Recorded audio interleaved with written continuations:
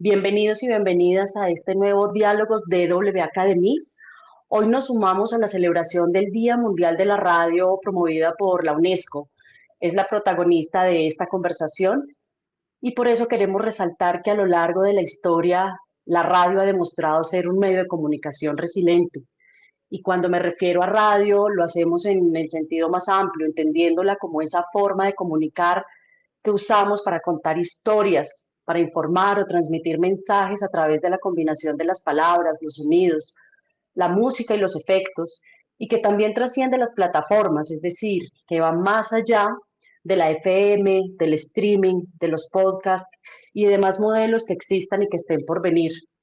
La capacidad que tiene la radio de pintar paisajes literalmente únicos en la mente de quienes escuchamos es exclusiva de esta forma de comunicar y está muy ligada sin duda a los primeros pasos de la comunicación en sí misma y a las tradiciones orales que al final han mantenido viva nuestra historia como humanidad, en parte porque la radio le habla a ese sentido humano que nunca duerme, que siempre está alerta, que siempre está dispuesto en últimas a escuchar.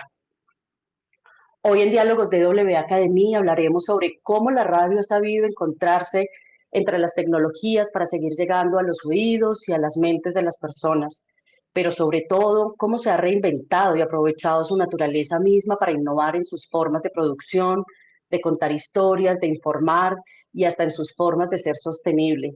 Por eso nos acompañan nuestros tres invitados. En primer lugar, está con nosotros Luis Salazar, productor del Centro de Producción Radiofónica CEPRA en Bolivia, una organización socia de la DW Academy y que se especializa en la producción de radio intercultural y en idiomas nativos como una perspectiva de participación ciudadana y de producción colaborativa.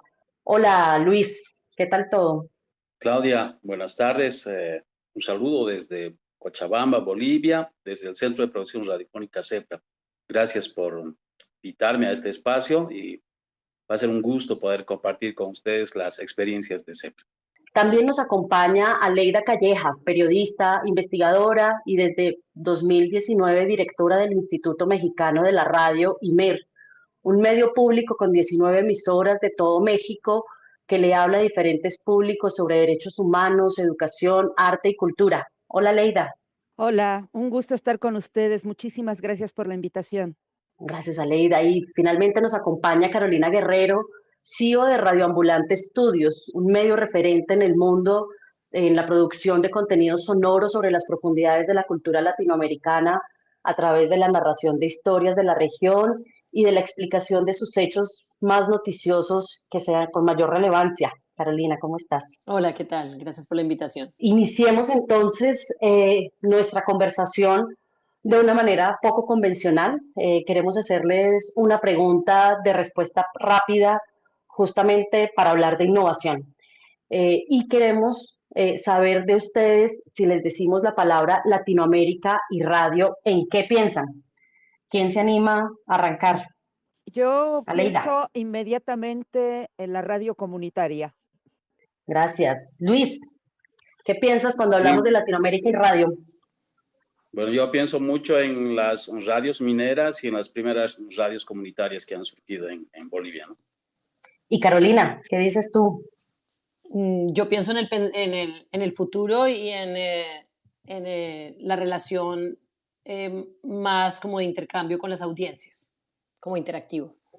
Genial. Ahora entonces, luego de esta pregunta rápida, empecemos con Aleida, eh, ya reflexionando un poco sobre este vaticinio que se da del fin de la radio y que no ha sido la primera vez que se habla de eso.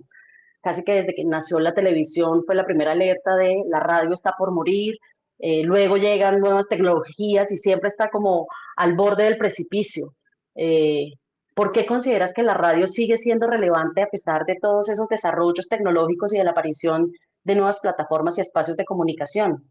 Creo que todavía le queda muy larga vida a la radio porque en definitiva lo que va sucediendo es que se van incrementando este sistema de medios de comunicación.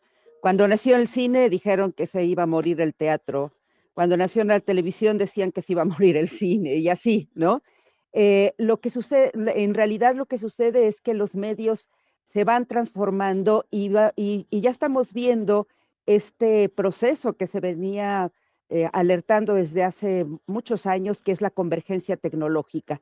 Es decir, que en un mismo aparato o en una misma plataforma puedes tener diversos servicios.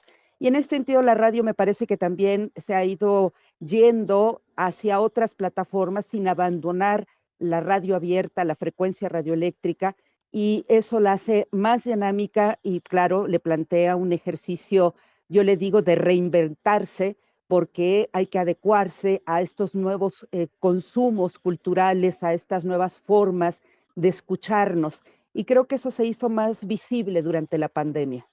Y digamos que, Carolina, en las posibilidades de llevar las noticias casi de inmediato a la audiencia, ese era como uno de los fuertes que tenía la radio cuando hablábamos de FM y AM.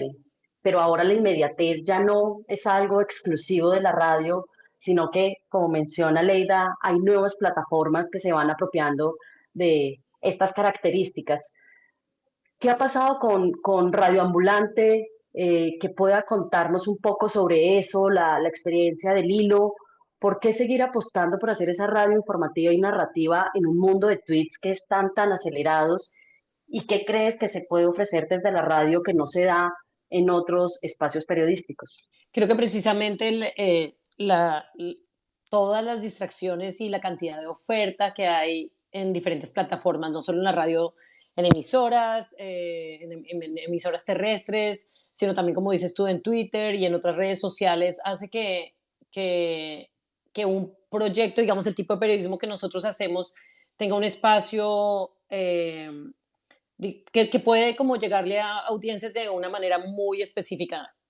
Nosotros hacemos cosas que no responden a la inmediatez, noticias, nuestros episodios no responden a la inmediatez porque precisamente tenemos la posibilidad de no tener esas limitaciones de tiempo en la producción, y eso nos permite profundizar en temas de una manera distinta, ofrecer contexto, ofrecer un tipo de profundidad que creo que conecta muy bien con las audiencias, y además nos permite tener un alcance grande a través de la plataforma digital. Entonces, para nosotros esto de informar, pero de informar con narraciones que son, digamos, que se cocinan un poco lento, que son, digamos, muy complejas y que profundizan, es como el objetivo. Creo que no creo que riñe con la inmediatez, porque la inmediatez sigue siendo importante. Creo que ofrece una alternativa para cuando la gente también quiere como ahondar más en un tema específico. Y con el hilo, lo que hicimos, el hilo, para quienes no conocen todavía, es un podcast que sale cada viernes. Publicamos 50 episodios al año y cubrimos una noticia muy importante en Latinoamérica del momento. Y ahí lo que hacemos es añadir como profundidad y contexto en algo que es coyuntural. Y creo que tiene esta idea de que es un contenido regional, que también le habla, digamos, a una audiencia que está interesada en contenidos que no son locales. Gracias, Carolina. Luis, por momentos se nos olvida que la radio puede tener un nivel aún más profundo de relevancia para las audiencias si se produce con la participación activa de la comunidad. Y ustedes sí que son especialistas en eso. Por ejemplo, a través de la radionovela Tata Hilarión Grajeda, perdona ahí el nombre, y el trabajo con el colaboratorio que desarrollaron con la DW Academy. ¿Cómo es que ustedes involucran a las audiencias en sus producciones y por qué lo consideran importante? Gracias, Claudia. Bueno, y para todos los que nos escuchan, ¿no? La radionovela Tata Hilarión Grajeda fue una producción, esta sí, una producción colaborativa, así como el nombre del colaboratorio. ¿Por qué? Porque realmente involucramos en la producción a la comunidad, ¿no? Y cuando decimos a la comunidad es efectivamente toda una comunidad que se ha involucrado en la producción de esta radionovela. Pero esa no salió, digamos, ni siquiera lo teníamos planificado como CEPRA. En este proyecto que se denomina colaboratorio, con todo el apoyo que tenemos de la DB.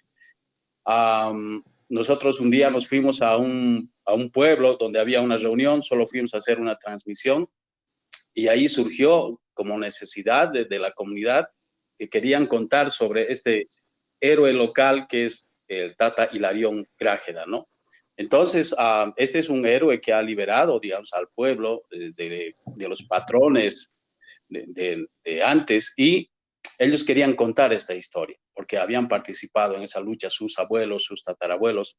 Entonces, incluso había mucha gente todavía que vivía, ya personas de 70, 80 años que nos han contado este relato, ¿no? Yo creo que algo que hace diferente, digamos, esta producción es que hemos ido directamente a hablar con ellos, ¿sí? Hemos estado ahí hablando con los abuelitos que nos han contado, algunos ya muy difícilmente hablaban, pero estaban ahí contándonos lo que había ocurrido, y se ha hecho una investigación en el mismo lugar con la gente. Y también la misma gente ha sido capacitada, ha sido formada para poder dramatizar. Ellos mismos se han distribuido los roles de a quién querían representar en esta radionovela. Y nosotros prácticamente hemos participado como CEPRA con la parte más radiofónica, ¿no? De hacer los libretos, de llevar un equipo. Tenemos un estudio móvil, el cual le llamamos con mucho cariño el Choribán, y nos armamos el estudio de grabación ahí y nos fuimos al pueblo y nos quedamos semanas grabando con ellos, trabajando en los ensayos. Entonces, creemos que esta es, digamos, una forma de acercarnos más a la comunidad, ¿no? Y este es el rol que está cumpliendo, digamos, la radio. Y esta no fue ni siquiera una producción directamente de CEPRA con la comunidad, sino que estuvo ahí la radio comunitaria Morochata, que es de la misma comunidad, la que estuvo intermediando y organizando todo esto, ¿no? Entonces, creo que si pensamos en una radio que esté innovando, esta es una forma, por ejemplo, ¿no? Que se acerque mucho más a la comunidad, que produzca con ellos. Nosotros hace mucho tiempo ya haciendo este análisis decidimos cambiar, por ejemplo, nuestro eslogan, que era antes comunicación para los pueblos. Pero desde hace algunos años nos dimos cuenta que nosotros no deberíamos hacer comunicación para los pueblos, sino comunicación desde los pueblos. Y es así como es que nos toca ir siempre a los lugares, a las comunidades, a preguntarles a ellos qué es lo que quieren hacer, qué es lo que necesitan de su radio, de sus medios, ¿no? Y a esas respuestas nosotros respondemos con estrategias desde el colaboratorio. Gracias, Luis. Ahí nos cuentas una de esas alternativas de innovación de la radio, desde la radio comunitaria. Quisiera trasladarle esa pregunta también a Leida. Eh, ¿Se piensa que ya está todo hecho en la radio, que no hay más que innovar? ¿Ustedes qué han logrado explorar desde la experiencia de IMER para encontrar nuevas formas de darle existencia a este medio que ya lleva más de un siglo viviendo con nosotros? Todos los días hay motivos de innovación en la radio. Me parece que la radio tiene un recurso muy, muy importante que es la palabra. Y la palabra nos hace ser lo que somos. Esta humanidad se forma por esa palabra. Y me parece que no solamente es una cuestión de formatos, que incluso son muy importantes, pero no solamente, sino también está en la búsqueda de historias, está en la búsqueda de nuevas narrativas, de nuevas voces. Incluso ahora se habla de la decolonización, ¿no? De las locutoras y de los locutores que, por ejemplo, están ahora en el IMER. Es decir, cómo empezar a plantearse otras narrativas, otras voces, otras perspectivas, que en nuestro caso tiene que ver pues con el descubrimiento, hasta apenas en México es increíble, de la población afrodescendiente y todo el papel que ha tenido en la vida de este país. Y también hemos encontrado que los propios formatos pueden ir de un lado y del otro. Durante la pandemia, que fue, digamos, un momento muy importante para nosotros porque se nos determinó como un servicio esencial y entonces había que dar una respuesta pues, a los diversos sectores de la población que atendemos. Y, por ejemplo, sacamos un programa de contención emocional para las infancias, porque sabíamos que el encierro los iba a poner bastante mal. Así que hicimos un programa de radio que se llamó Reto Viral, pero que a su vez les ponía retos cotidianos que tenían que ver con cosas comunes de su casa o de su calle, pero también de visitar páginas web, de buscar información, y la verdad que tuvo bastante éxito. Y bueno, también para los adultos mayores, ¿no?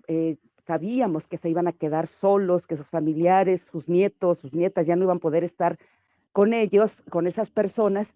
Y entonces, bueno, empezamos a abrir espacios para que la gente nos platicara de cosas de la vida cotidiana, como las mascotas en su infancia, etcétera.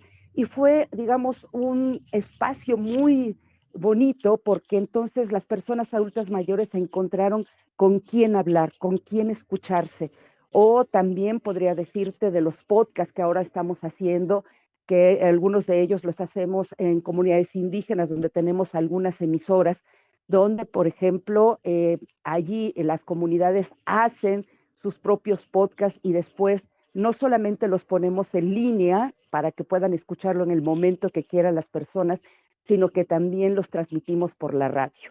Es decir, hay como muchísimas formas de inventiva y creo que eso tiene que ver con un reto permanente que tenemos quienes hacemos a radio todos los días y que necesitamos que nos escuchen y que queremos además que las propias audiencias sean partícipes de los procesos de comunicación, porque me parece que eso le genera el dinamismo al medio de comunicación. Entonces, digamos, estamos jugando entre las redes sociodigitales, el podcast, la propia radiodifusión tradicional que tenemos, pero también mucho con salir a la calle. Me parece que eso es lo que genera mucha renovación en los mensajes y en los formatos. Gracias, Aleida. Aquí ya hemos tenido como una perspectiva desde las radios comunitarias y esa conexión con sus audiencias muy cercanas, muy próximas, muy de construcción colectiva. Aleida, desde estos medios públicos, también nos vuelve a referir esa necesidad de una conexión muy cercana con las audiencias. Ahora desde Radio Ambulante, Carolina, ustedes también tienen un trabajo muy fuerte con su audiencia, incluso hablan de comunidad. ¿Cuál crees que puede ser ese punto innovador sobre el que ustedes han estado trabajando durante estos 13 años y que les ha dado pervivencia e incluso también mucha variedad y crecimiento, como el caso de el proyecto del hilo, de la central y demás? Cuéntanos un poco cuál ha sido ese caso exitoso o esa experiencia exitosa que ustedes han tenido en términos de innovación. Pues toca recordar que nosotros lanzamos Radio Ambulante hace 13 años y lanzó específicamente como podcast directamente, no hemos estado en emisoras, nunca, siempre hemos sido un proyecto digital. Y creo que ahí la apuesta era directamente, entendíamos que uno de los, digamos, de los problemas que tenía la radio en esa época era que no permitía como esa interacción y esa participación de los oyentes. Y nosotros mismos no teníamos espacio en las emisoras en ninguna parte. Entonces creo que como que esa innovación es no solamente incluir y traer voces e historias que no encuentras en otros medios fácilmente, sino también escuchar a las audiencias e interactuar con ellos, con esas personas. Nosotros consideramos que la audiencia es una comunidad porque pues todos estamos haciendo un trabajo aquí. El nuestro es asegurarnos que cada semana hay 2 episodios de nuestros podcasts, que hacemos el mejor trabajo pues, en periodismo y narrativo posible, ¿no? Como en la calidad, el rigor periodístico, todo contado con una calidad sonora alta, sofisticada, con una narración implacable, pero que respete como el periodismo. Somos muy cuidamos mucho el proceso y el producto, pensando en que las personas nos escuchan y respetan lo que hacemos porque eso es lo que entregamos, ese es como el compromiso. Y creo que eso nos ha ayudado también a innovar en la manera de monetizar. Tenemos un programa de membresías en los cuales pues parte de la comunidad implica también que las personas que nos pueden apoyar financieramente nos ayudan y creo que una parte de la innovación es sostener también el periodismo que hacemos, que hoy es tan difícil para muchos medios. Entonces, yo creo que ahí el rol es entender un poquito cómo escuchar a las audiencias, hacer el contenido que le permite traer nuevas voces a la conversación, que es algo que yo creo que la gente sí quiere escuchar y quiere encontrar. Y también pues ayudamos a monetizar, pero ayudamos también a crear espacios donde la comunidad interactúa. Y hacemos espacios, tenemos un programa que se llama Los Clubes de Escucha, que son espacios en persona en donde oyentes en todo el mundo, en diferentes ciudades, se reúnen a escuchar un episodio y a conversar sobre ello. Entonces ofrecemos ese tipo de espacios y es tratar de que la comunidad se sienta como parte de algo de lo que nosotros nos sentimos también, que es más grande que nosotros mismos y por eso es que lo llamamos una comunidad. Aquí entonces sin duda se resalta esta importancia de no darle la espalda a la audiencia, sino efectivamente trabajar y construir con ella. Precisamente, Carolina, ayer estuve en uno de los clubes de escucha en Bogotá y estábamos conectados con Perú, con Venezuela y México y fue un espacio bien interesante, no solo de escuchar el podcast, sino realmente de generar una conversación alrededor de ese relato y fue bien especial. Tú, Carolina, estás hablando, ahorita estabas haciendo como una diferencia radio, podcast, y nosotros estábamos haciendo también una apuesta por pensar que quizás pueda caber todo en un mismo costal o que podamos reunir esa producción sonora sin distinguir las plataformas. ¿Tú crees que es importante hacer esa distinción ahora que estamos pensando sobre los retos de la radio o de la producción sonora o podemos referirnos a todos en un mismo conjunto? Pues quiero empezar contestando un poco la pregunta provocadora que estaba anunciada para esta conversación, es si la radio va a desaparecer o no, y yo no creo eso. La radio, de hecho, o sea, la radio ha crecido, o sea, emisoras terrestres estaba leyendo este reporte antes de esta conversación de Radios de América y de Radios Libres que dice que el reporte anterior que habían hecho en 2012, habían 25.000 emisoras en América Latina y hoy hay 35.000. Y yo creo que hay una cosa que ofrece la radio en emisora y es como, digamos, esa inmediatez. ¿Qué pasa cuando hay un desastre natural y no tienes internet? Pues, ¿qué es lo que uno hace? Prender la radio. Y hay una cantidad de comunidades que realmente se conectan a través de la radio. Yo creo que en el caso nuestro que nosotros hacemos podcast, nosotros no estamos en radios, en emisoras, nuestro contenido es todo digital porque también la tecnología permite que le lleguemos a una cantidad de gente a través del contenido digital. Eh, yo creo que las radios hoy en día, las emisoras deberían hacer podcast, no estoy segura si es al contrario y los podcasts deben estar en emisoras, no creo que es necesario, pero sí veo que muchas emisoras han encontrado que hoy esa capacidad, digamos, on demand de que la gente escuche a otras horas el programa que no pudo escuchar la noche anterior, funciona. Entonces la tecnología lo ofrece. En nuestro caso, yo siento que nosotros no nos referimos a radio, yo me refiero a audio. Todo el contenido que hacemos es periodismo en audio.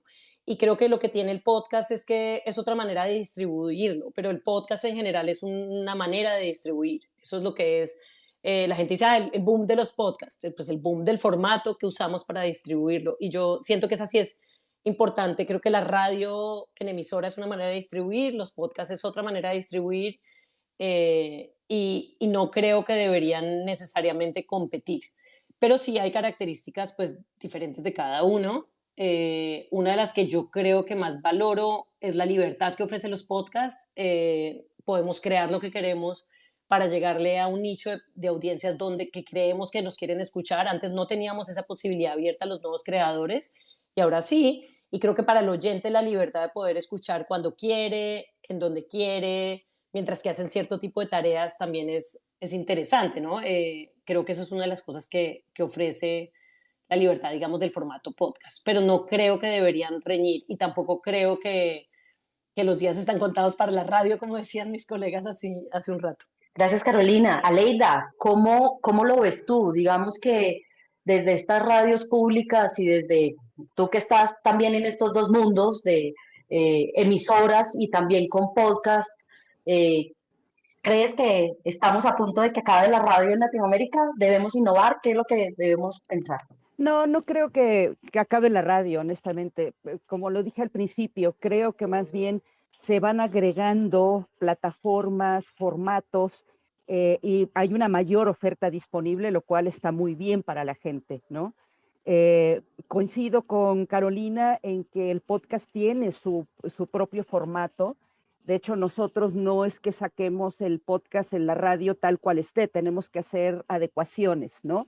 Pero lo cierto es que el podcast permite adentrarte más en algunos temas, permite una escucha pues mucho más pausada, si lo quieres decir así, porque puedes regresar, puedes repetir, puedes, ¿no? O sea, puedes de alguna manera manipular el formato de una manera más libre. En el caso de la radio, la gran ventaja que tiene que es la inmediatez, por supuesto, ¿no? Y que además presta un servicio inmejorable. Ahora que fue lo del huracán Otis en Acapulco, que la verdad fue brutal, no se había visto una fuerza así, pues no había internet, se cayeron las plataformas de internet. Y lo que ayudó en los primeros momentos a la población, pues fue precisamente la radio y mucho también la radio de aficionados, la radio de onda corta, que a veces se nos olvida, ya tiene tanto tiempo que no nos referimos a ella, pero que incluso pues los clubs de radio de onda corta se organizaron y estuvieron dando información para la gente que estaba perdida en el mar, por ejemplo, ¿no? O sea, porque las frecuencias llegan mucho más, de manera más amplia en la radio corta. Entonces, en la radio AM, la radio FM, también siguen teniendo, digamos, sus propias características. La radio AM para las zonas rurales es muy buena porque su calidad de transmisión es muchísimo mejor, no en alta fidelidad, sino en cobertura, es muchísimo mejor que la FM, ¿no? Entonces, me parece, insisto, en que a pesar de que también se ha dicho que la radio en AM va a morir porque ya casi nadie, por lo menos comercialmente, no es apetitosa. La verdad es que en algunos lugares están regresando a la M precisamente por la capacidad de cobertura que tiene en zonas rurales o en zonas donde, digamos, el territorio es difícil, ¿no? No es plano. Y la radio FM, pues sin duda, sigue teniendo su espacio y yo lo que insistiría es que lo que hace la radio es esa capacidad de conectarnos con las otras personas. Eh, Creo que ganamos la radio y la televisión tradicionales, ganamos audiencias nuevamente en la pandemia porque la gente regresó a tener información más fidedigna sobre una enfermedad que no conocíamos bien, como el COVID, ¿no? Y porque era, digamos, era la radio que acompañaba a la gente en los momentos, digamos, de soledad, en los momentos en los que estabas totalmente encerrada. Entonces, no me parece que la radio vaya a desaparecer. Ciertamente tenemos un sector de la población, especialmente las juventudes y las infancias, que ya no escuchan radio, pero y tienen un consumo muy alto en las redes y un consumo muy alto digital porque son nativos digitales, pero me parece que en algún momento empiezan otra vez a acercarse a la radio. Entonces, yo lo que insisto es que lo que nos queda es como esta reinvención del propio medio, así como en su momento lo tuvo que hacer la televisión frente a la televisión de paga o la televisión de cable que le decimos acá en México. Entonces, lo que siento es que la gran ventaja que tiene la radio es que también tiene el don de la ubicuidad, ¿no? Lo mismo que el podcast, tú puedes estar haciendo otras cosas o ir de un lado para otro y tú puedes seguir escuchando, al contrario de la televisión o de las redes sociales que te obliga a estar en un solo lugar.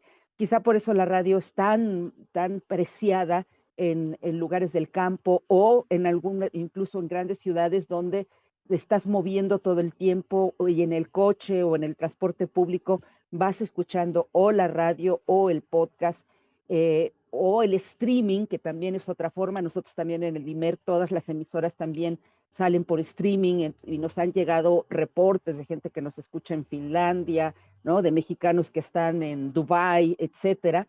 Entonces, me parece que esa ductilidad que tiene el propio medio le permite irse adaptando y creo que eso es lo que estamos presenciando ahora con estas combinaciones que estamos haciendo entre radio abierta, podcast, redes, streaming y lo que se venga agregando, ¿no? Porque vienen muchas tecnologías disruptivas. Siguen y siguen llegando cosas, sin duda, Leida. Luis, ya nos estaba mencionando Carolina Leida las posibilidades de conexión, incluso transfronterizas. Ahora dando una mirada desde el territorio y yendo a un caso muy específico desde los pueblos y comunidades indígenas, eh, ¿cuál crees tú que es esta percepción y esta oportunidad de la radio en estos territorios? ¿Genera algún valor para estos territorios y para estas comunidades o definitivamente tiende a tener un cambio disruptivo? Creo que la radio tiene una gran ventaja, digamos, frente a otros medios, porque primero, con la M o con la FM puedes llegar muchísimo más lejos y es gratis. O sea, en el sentido de que yo no necesito pagar, digamos, el Internet para poder escuchar un medio digital. Creo que esa es, digamos, una gran ventaja de la radio. Y otra también es que mucha gente, y sobre todo la gente más adulta, digamos, es que está acostumbrada a hacer cosas mientras escucha radio. En cambio, con un medio digital, como que tiene que estar atento, digamos, para cuando termina algo o dejarlo repitiendo, ¿no? Además, que tiene que estar conectado siempre a Internet. Entonces, creo que esas dos grandes ventajas, digamos, ha hecho de que la radio siga presente, sobre todo en las comunidades, y es un medio privilegiado, digamos, pero también por la seriedad que tiene, ¿no? O sea, en los últimos tiempos hay muchísimos creadores de contenido, pero para la gente adulta, por ejemplo, carecen de muy poca seriedad, digamos. En cambio, la radio tiene, como tiene una autoridad y todo lo que se dice por la radio generalmente es creíble, ¿no? Entonces, yo creo que esos factores, esas características han hecho de que la radio siga presente. Y en Bolivia, por ejemplo, yo llevo más de 25 años en el mundo de la radio y nunca he escuchado decir tenemos frecuencias libres, quienes quieren. Siempre ha habido una pugna, siempre ha habido necesidad de frecuencias libres. Entonces, creo que eso también es un indicador de que la radio sigue presente, ¿no? Evidentemente, lo que nosotros hemos percibido en los últimos años es que la radio o los comunicadores se han ido durmiendo un poco frente al Internet, ¿no? Que han hecho una radio más light, digamos, han agarrado el Internet y ha sido su fuente de información y se han olvidado de la audiencia. Entonces, lo que nosotros hemos hecho como colaboratorio en CEPRA, por ejemplo, hemos trabajado con algunas radios para que ellos retomen otra vez el hecho de salir de sus estudios, de su comodidad y vayan a hablar con la gente.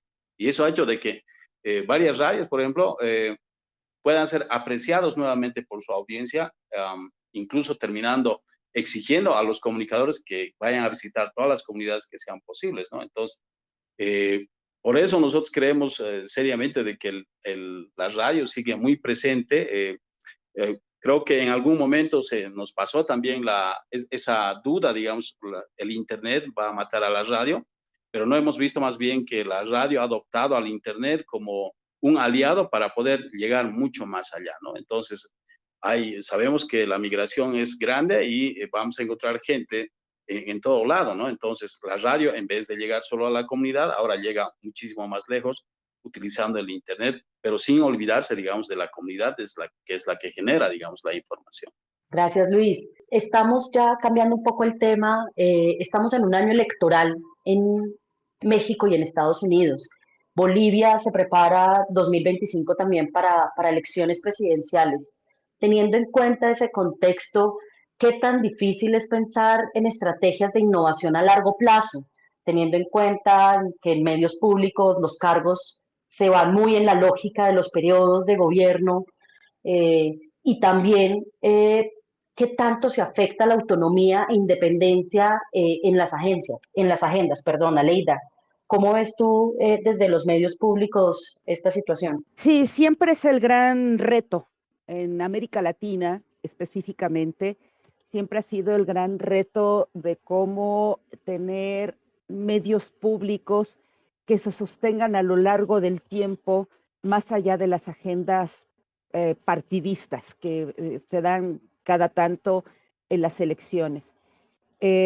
Y me parece que los marcos legales en todo Latinoamérica, y bueno, ahora Argentina tenía una legislación más o menos buena sobre medios públicos, pero ahora está todo en vilo. Las legislaciones que tenemos pues, son débiles para la protección de los medios públicos. Y bueno, esta dependencia de los recursos públicos también genera problemas en términos de la independencia. Creo que en América Latina seguimos lidiando con ese problema, pero hay una parte que me parece que es interesante en la defensa de los medios públicos y que tiene que ver con las audiencias. En la medida que las audiencias critican o demandan de los medios públicos el servicio que debiera de dar, me parece que en esa medida también se crea una cierta protección hacia esos medios. No es posible, por lo menos en el andamiaje institucional y legal que tenemos en América Latina, blindar a estos medios más allá de eso, pero creo que en ese sentido las audiencias sí juegan un papel muy importante. Y por eso es tan importante el tema de las defensorías de las audiencias, el tema de la alfabetización informacional y mediática que le permita a la gente tener una posición mucho más crítica y mucho más clara respecto al papel que juegan los medios de comunicación y en especial los medios de comunicación públicos en torno a la calidad democrática, la libertad de expresión, al derecho a la información, que querramos que no, son derechos llave para el ejercicio de otros derechos humanos. Y en esa medida me parece que por eso es que muchos medios públicos han podido sostenerse a lo largo del tiempo, pero sin duda los altibajos políticos partidistas nos pegan. Digo América Latina, pero ya nos dirá Carolina, pero creo que en Estados Unidos estamos igual. Y aunque Europa tiene, digamos, más blindados a sus medios públicos, no faltan iniciativas permanentes de recortarles el presupuesto, de pedir que ya no existan para que la gente no siga pagando, y vemos los problemas con la BBC, con la ARD de Alemania, en fin. Entonces me parece que el tema de los medios públicos y su preservación de su servicio público es un tema de debate permanente a lo largo de las últimas décadas. Y tendremos que ir juntos. Por eso es tan importante trabajar de cerca de las audiencias, porque la medida que trabajas cerca de ellas, en esa medida sienten que es su medio público y que realmente lo es, ¿no? En el caso de América Latina, porque se paga con sus impuestos. Entonces, me parece que es un tema no resuelto y que tendremos que seguir viendo las alternativas y las soluciones a lo largo del tiempo.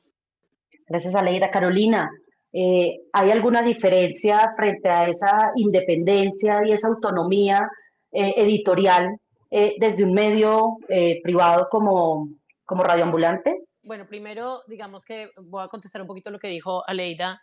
En Estados Unidos la radio pública es sostenida también por las personas, o sea, como que hay una cultura de años, de décadas de aportarle tu emisora pública y la gente se informa en la emisora pública. Yo oigo noticias todos los días, en esta familia oímos noticias siempre en la radio, como lo hacía en Colombia antes de emigrar, y es como algo que es muy importante para la cultura. Entonces yo creo que ahí tiene una fortaleza, como que hay algo que como que sostiene los ataques, digamos que en el gobierno anterior en Estados Unidos del expresidente Trump, hubo muchos ataques a la radio pública y, y como intentos de censura, digamos, ¿no? Pero yo creo que sigue siendo muy fuerte. Creo que en Colombia, bueno, en Latinoamérica, y ahorita hablo de Colombia, pero en Latinoamérica tenemos el problema es que no todos los medios son públicos y que sí es cierto que a veces cambian de manos, cambia de gobierno y cambia la posibilidad de mantener esa independencia y de alguna manera toda la financiación está en manos del gobierno. Entonces, sí creo que es un poquito distinto en Estados Unidos, pero quería mencionar un punto sobre lo que estás mencionando, que es en aras de, como pues en momentos en años electorales, creo que uno de los deberes de todos los gobiernos es proteger a los periodistas y proteger, y pues la cantidad de periodistas asesinados en todos los países, sobre todo en América Latina, es realmente desproporcionada. Creo que en los últimos, no sé, 3, 4 años en México son como 150, en Colombia como 60, o sea, como que no tengo los datos a la mano, pero creo que es muy distinto cubrir con independencia cuando tienes tantas amenazas. y yo creo que esa es una de las cosas que el gobierno debería, o sea, que debería ir de la mano de poder ejercer el periodismo pues de manera libre, ¿no?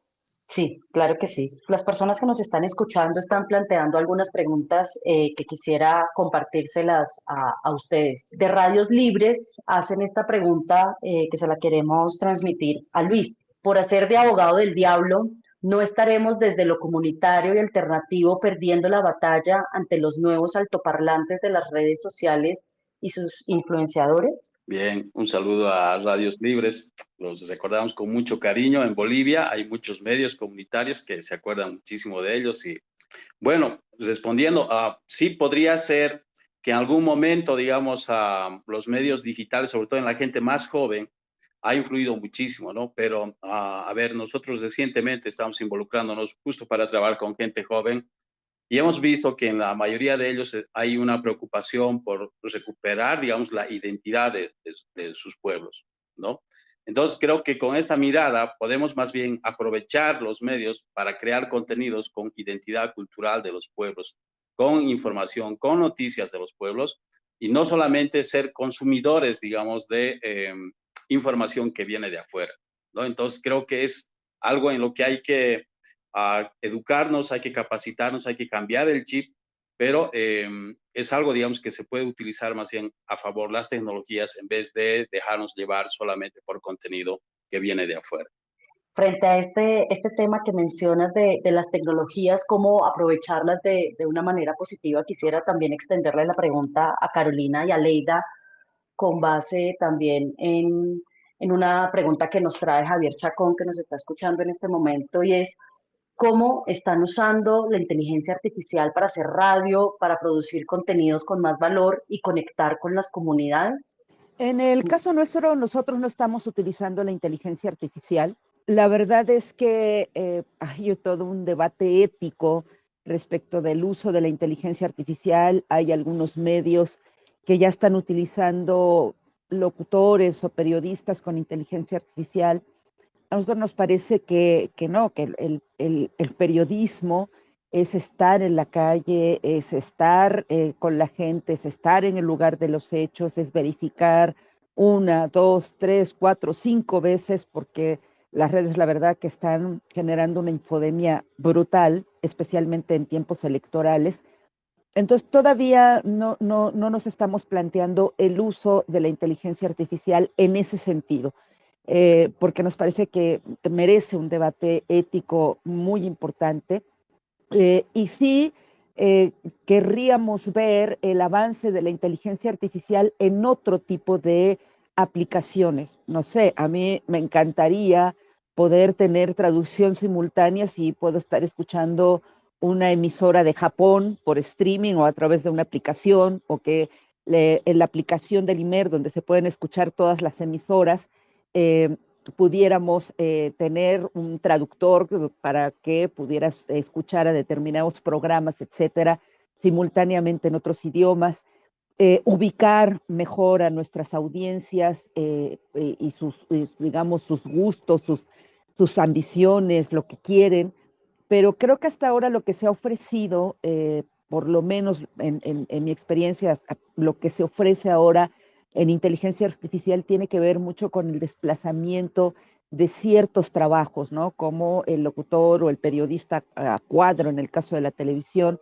Eh, y me parece que eso no son, digamos, no creemos que esa sea la mejor utilización de la inteligencia artificial, sino que tendría que ser de otra manera. Así que estamos nosotros todavía esperando un poco más el desarrollo de otro tipo de aplicaciones, pero además también requiere recursos el uso de inteligencia artificial y pues tampoco los recursos es algo que sea tan abundante en los medios públicos en México. Entonces, no, en nuestro caso, no, todavía no.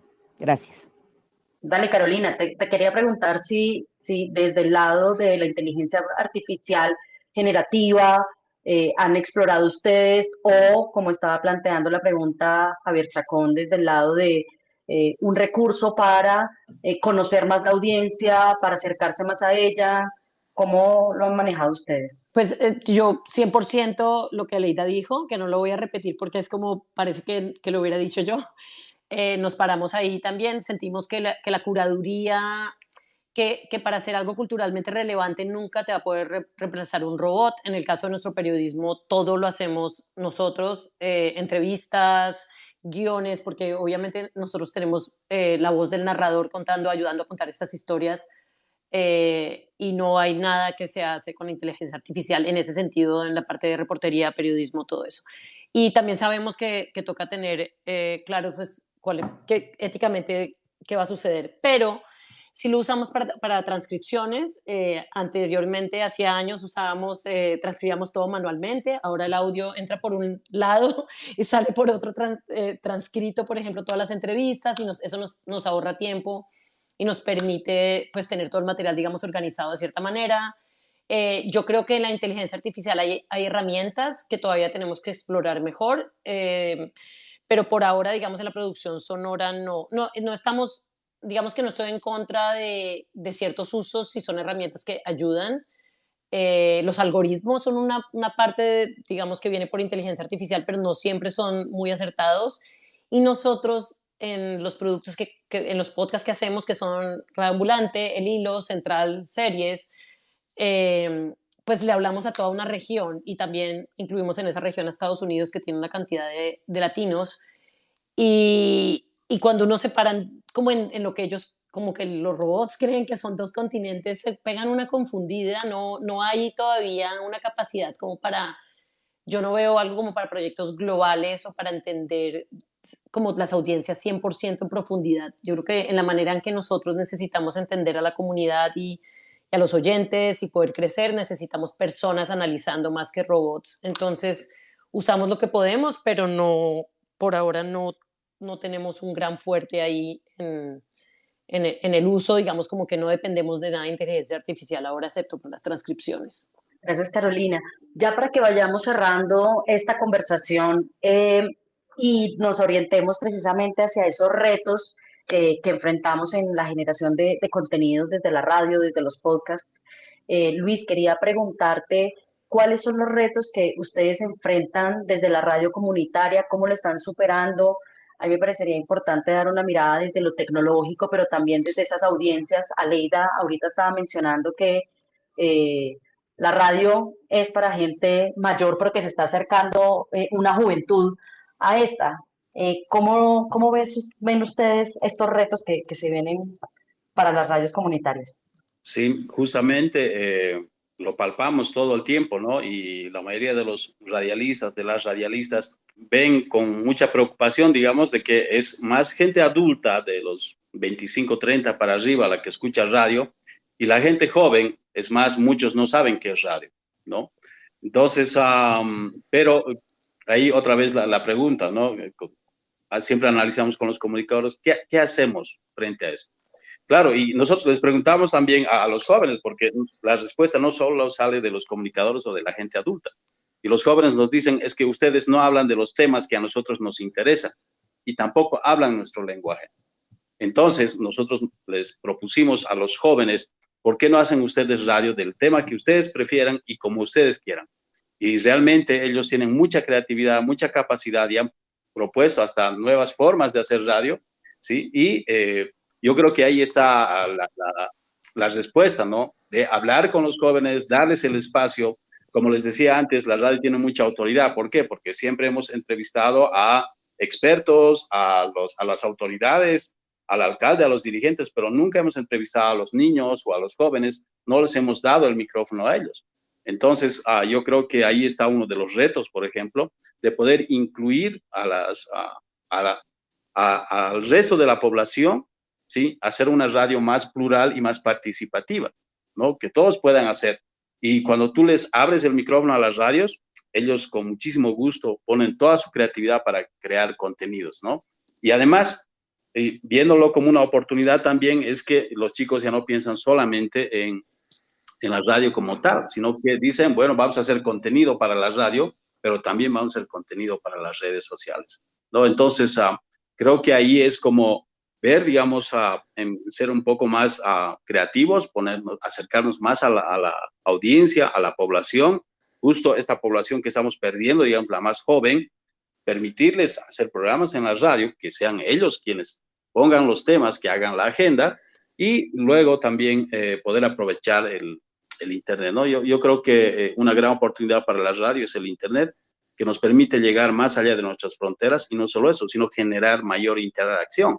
Antes uno tenía que llamar por teléfono y esperar a que le pongan el teléfono, digamos, al aire, pero hoy en día uno puede mandar un audio, digamos, en un canal de mensajería, y tranquilamente a través de la radio se reproduce, y además puedes crear grupos. O sea, hay un montón de cosas que podemos hacer con la tecnología para poder aprovechar mayor interacción, digamos, con nuestra audiencia a través de la radio. Muchas gracias, Luis. Carolina, ¿cómo ves tú esos retos que vienen para la radio y las producciones sonoras? Retos y oportunidades. Pues creo que en términos de las producciones sonoras, en general en el audio, me emociona pensar que, pues que realmente no es tan costoso ni tan difícil entrar para los nuevos creadores, ¿no? Que puedes coger un aparato móvil, un dispositivo portátil, y puedes producir algo, y eso me parece que es genial. Creo que en la parte en la que nosotros nos paramos, y pensando un poquito en lo que acaba de decir Luis, creo que esa generación joven no solo no conoce muy bien de pronto a veces qué es la radio, sino que tampoco saben qué es el periodismo. Nosotros hacemos periodismo de audio, entonces siento que creo que el reto me parece más importante que nunca que haya participación de la gente joven y de los niños, que son finalmente quienes están recibiendo el desastre de planeta que les estamos dejando, y quienes tienen que resolver todo este desorden y caos que estamos viviendo. Pero me parece muy importante que esas herramientas no sean solamente herramientas de tecnología o de habilidades, sino también sobre periodismo, sobre cómo verificar que un contenido pues es real, por qué hacerlo, qué significa eso. Y creo que es muy importante recordarle a la gente, bueno, no todo el mundo, no todos los creadores de contenido hacen periodismo, pero creo que hay un valor muy importante hoy en la verdad, y mucha de la gente joven, y lo digo porque también tengo un hijo de 18 años, creo que mucho de la gente joven están tan rápido viendo cualquier cosa que a veces piensan que es cierto, y que no importa, ¿no? Que no importa, porque finalmente si no es completamente verídico, y eso nos ha metido en problemas. Entonces creo que es muy importante esa parte de entender cuál es la verdad, de investigar y de reportar pues con ética, ¿no? Claro, Carolina, muchísimas gracias. Aleida, ¿cuál es tu mirada frente a estos retos y oportunidades que enfrenta la radio? Que mira que creo que la cosa es dialéctica, no es lineal, ¿no? A mí, por ejemplo, me sorprende mucho que Reactor, que es nuestra emisora para las juventudes, a cada momento hacen los picnics de vinilo. O sea, van en un lugar, ponen una tornamesa, y las chicas, los chicos llevan su disco de su acetato de los antiguos, ¿no? Y allí se ponen a escuchar la música y y arman unas dinámicas bastante interesantes. Entonces, y a mí realmente me sorprende, pues, que se van a los mercados, ¿no? De pulgas a conseguir los acetatos, ya se van, bueno, ya hay tiendas que venden los acetatos. Entonces, me parece que en ese sentido, sí, la cuestión es un poco, es más dinámica, es más dialéctica. Y en ese sentido creo que más allá de las, digamos, de los formatos, de las tecnologías, lo que importa mucho es el mensaje, el contenido, y que a lo que tenemos que aportarle un esfuerzo importante es precisamente a la creación de esos contenidos. A mí, por ejemplo, me extraña que en muchos lugares ya ni siquiera tengan guionistas, ¿no? Cuando el guionismo es el alma de la historia. Si tú ves una película, no te imaginas una película sin guionismo, sin un guionista, sin un guión, ¿no? Y me parece que se van desplazando ciertos lugares que son muy importantes para la creación del contenido, del mensaje, y creo que en ese sentido ahí tenemos grandes retos, no solamente en la tecnología, estamos como muy clavados en la tecnología, que qué bueno, la verdad es que es muy útil para resolver la vida cotidiana y también los grandes retos de este mundo, pero para los que hacemos contenidos, difundimos contenidos, creo que nos hace falta regresar a los clásicos, ¿no? y que tiene que ver precisamente con esta cuestión de cuidar mucho más nuestros contenidos, las estrategias de acompañamiento, de estar con la gente, de estar pulsando todo el tiempo el sentir social, que eso es lo que finalmente termina volcándose la gente porque un tema le interesa, porque hay algo que le llama la atención, porque responde a una necesidad específica. Entonces creo que ahí tendremos que poner muchos esfuerzos y no dejarnos solamente guiar por el tema tecnológico. Creo que tiene que haber ahí una combinación que es el reto precisamente que debemos de resolver. Gracias. Muchísimas gracias, Aleida. Acabas de hacer también un cierre muy, muy especial y muy esperanzador y con también una mirada muy crítica a ese futuro de la radio y también de la generación de contenidos sonoros en las diferentes plataformas que existen. Llegaron más preguntas de nuestros oyentes, lastimosamente no las podemos resolver en este momento porque ya acabó el tiempo, pero sin duda las tendremos en cuenta para proyectar próximas conversaciones, ojalá también sobre estos mismos temas. Muchísimas gracias Carolina, Luis, Aleida por este espacio, por sus reflexiones y esperamos podernos ver en una próxima conversación también sobre radio y sobre periodismo, precisamente como mencionaba Carolina, que tenemos que seguir moviendo esas bases. Muchas gracias. Gracias a ustedes, a la DW Academy, por organizar este espacio. Y muchísimas gracias también a todos nuestros oyentes. Nos vemos entonces en una próxima espacio de diálogos de DW Academy. Hasta la próxima.